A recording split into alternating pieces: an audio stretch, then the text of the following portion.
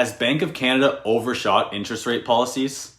My name's Joe Kehoe. If you don't know who I am, I'm a realtor here in Belleville, trying to keep you well informed about our local real estate market, along with macroeconomic trends, which affect the Canadian housing market in general. This week's video is going to be on Bank of Canada's decision to pause interest rates again at the overnight rate of 5%. So this will be a quick video. Let's just get into a little bit of statistics, high-level overview of why Bank of Canada decided to pause rates. The latest CPI report came out at 3.1%, so we're seeing CPI come down a little bit, Consumer Price Index, otherwise known as inflation. BOC cited that consumer growth was flat over the last 2 quarters.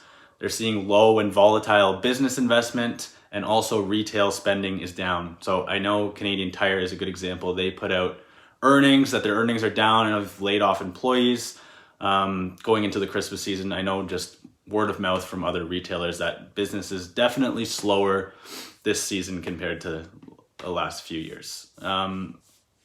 GDP, gross domestic product, basically is the monetary value of all goods and services produced in Canada. Up 0.8%, but population growth is up actually 0.85%. So I've heard this argument a number of places that if GDP is up 0.8% and population growth is up 0.85%, it's actually negative GDP because you're seeing like more people. So your GDP per capita would be going down. Bank of Canada also cited job creation slower.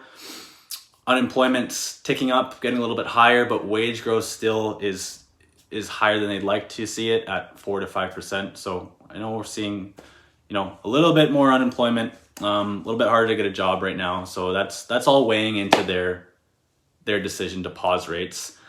At a conference, I believe last week, I heard Benjamin Tal speak, and he was kind of on the same boat here. He's saying, and I know there's been stuff out in the media that they've overshot rates, and Bank of Canada really they're reactive, right? They're not proactive. So I think they've been aggressive in these rate hikes to really curb consumer spending, curb consumer sentiment. So he seems to think that they've done their job and even overshot, and predicts rate cuts coming into second, third quarter of 2024. Last thing to touch on here is why the CPI is down. So gasoline is a big proponent of that.